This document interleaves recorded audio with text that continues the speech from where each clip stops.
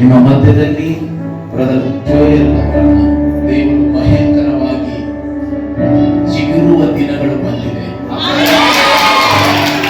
ಎಲ್ಲ ಕಡೆ ಹಬ್ಬಿಕೊಳ್ಳುವ ದಿನಗಳು ಬರ್ತವೆ. ಎಲ್ಲ ಕಡೆ ಹಾಳಾದಂತಹ ಪಟ್ಟಣಗಳನ್ನ, ಹಾಳಾದಂತಹ ಜನರನ್ನ ಯೇಸುವಿನ ನಾಮದಲ್ಲಿ ತಿರುಗಿ ಕಟ್ಟುವ ದಿನಗಳು ನಿಮ್ಮ ಜೀವಿತದಲ್ಲಿ ಬರುವಂತದ್ದಾಗಿದೆ. ಅನೇಕ ಅನಾಥಾಶ್ರಮಗಳು ದೇವರು ನಿಮ್ಮ ಮೂಲಕ ಮಾಡ್ತಾರೆ. ಅನೇಕ ಮಕ್ಕಳ ಹಾಸ್ಟೆಲ್ಗಳು ಬರೋದಕ್ಕೆ ನಿಮ್ಮ ಮೂಲಕ ದೇವರು ಮಾಡ್ತಾರೆ. ಅನೇಕ ಜಾಗಗಳನ್ನು ದೇವರಿಗೋಸ್ಕರ ತೆಗೆದುಕೊಳ್ಳುವ ದಿನಗಳು ಬರ್ತಾ ಇವೆ.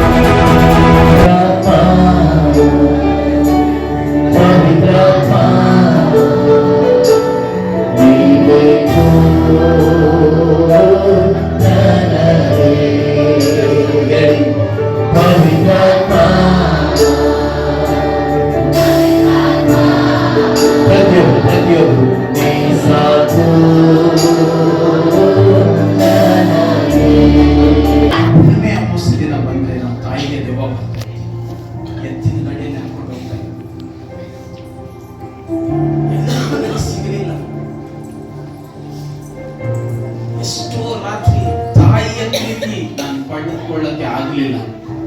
ಕರೆಕ್ಟಾಗಿ ಕೇಳಿ, ಎಷ್ಟು ರಾತ್ರಿ ತಾಯಿ ಪ್ರೀತಿ ಪಡೆದಿಲ್ಲ. ಆದರೆ ಒಂದು ದಿನ ನಮ್ಮ ತಂದೆ ಕುಡಿದು ಕುಡಿದು ಕುಡಿದು ಸಾಲದ ಮೇಲೆ ಸಾಲ,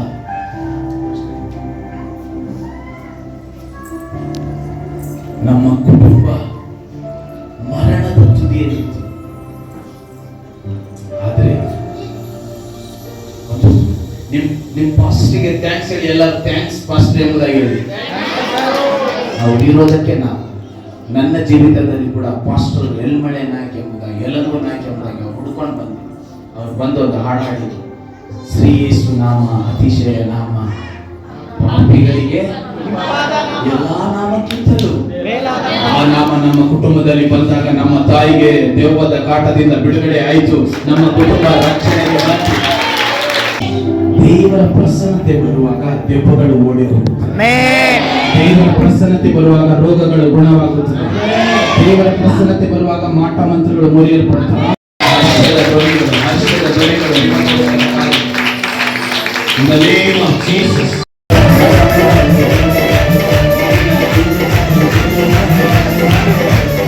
ಹೇಗೆ ಬಂದಿದ್ದೀರೋ ಗೊತ್ತಿಲ್ಲ. ಯೇಸುವಿನ ಬಳಿಯಲ್ಲಿ ಬಂದಂತ ಪ್ರತಿಯೊಬ್ಬರಿಗೆ ದೊಡ್ಡ ಬಿಡುಗಡೆ ಇದೆ.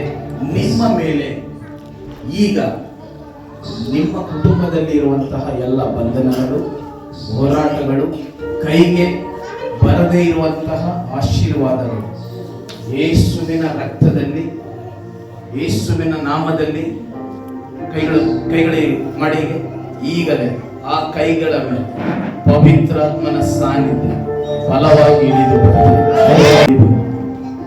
ಎಷ್ಟೋ ಕಾರ್ಯಗಳ ನಂಬಿ ಮೋಸ ಹೋಗೋದು ಸಾಕು. ದೇವರು ಹೇಳ್ತಾ ಇದ್ದಾನೆ, ನಾನು ಬಿಡುಗಡೆ ಮಾಡಿದರೆ ಮಾತ್ರ ಅದು ನಿಜವಾದ ಬಿಡುಗಡೆ.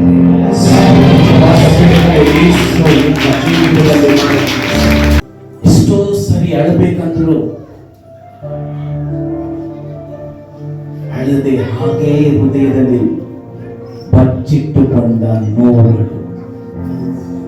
ಯೇಸು ಕ್ರಿಸ್ತನು ಹೇಳ್ತಾನೆ, ನಾನು ನಿನ್ನ ಜೀವನದ ಅಧ್ಯಾಯಗಳನ್ನು ಹೊಸದಾಗಿ ಬರೆಯುವುದಕ್ಕೆ ಪ್ರಾರಂಭ ಮಾಡಿದ್ದೇನೆ. ಪ್ರಸನ್ನತೆ ನಿಮ್ಮ ಮುಂದೆ ಹೋಗಿ ಎಲ್ಲ ತಪ್ಪು ತಿಂಡಿಗಳನ್ನು ಸಮ ಮಾಡುವ ವರ್ಷವಾಗಿ